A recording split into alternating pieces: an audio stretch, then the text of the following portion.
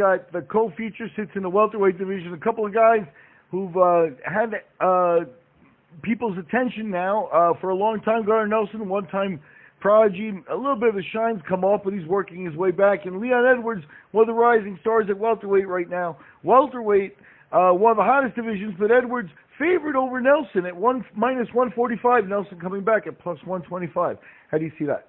Well, this one was by far the toughest fight for me to pick, and I'm still kind of unsure about where I'm going with this. But when I look at these fighters, I mean, you got Leon Edwards coming in ranked number 10.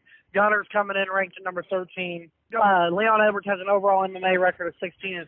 He's 8-2 in the UFC on a 6-fight win streak. And one of his losses, he fought Kamaru Usman to a decision earlier in both of their UFC tenures. And you got Gunnar Nelson coming in at 8-3 on a 1-fight win streak. He got knocked out by Santiago Ponzinibbio in the first round about a year and a half ago. Made his return looks physically better than he's ever looked. And finished Alex Oliveira in his last fight, cutting him up real bad with an elbow. And it was a very impressive performance. But even with the better physique, Gunner's still the same fighter that we've seen. And this is another one of those type of fights where you've got one guy who's really good at one specific discipline, and you got another guy who's the better overall fighter, I think. I think Leon Rocky Edwards is the better overall MMA fighter than Gunner. But Gunner has the best specialty. And he's got the strongest tool in his warehouse, even if he doesn't have as many tools in his toolbox.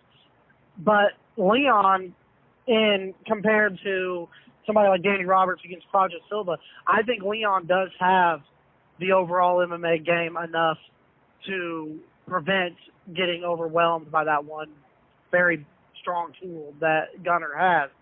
Gunner's not weak on the feet. He's not his overall MMA game is not bad. He transitions well. I'm not sure I think he's gonna struggle for the majority of the fight, getting this fight where he wants it.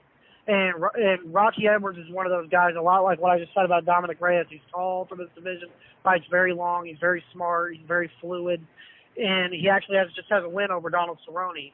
And that was primarily a striking fight, so the kid can strike. And I think that he's going to be able to defend well enough to keep this fight primarily on the feet. And I see him just landing more volume on Gunner.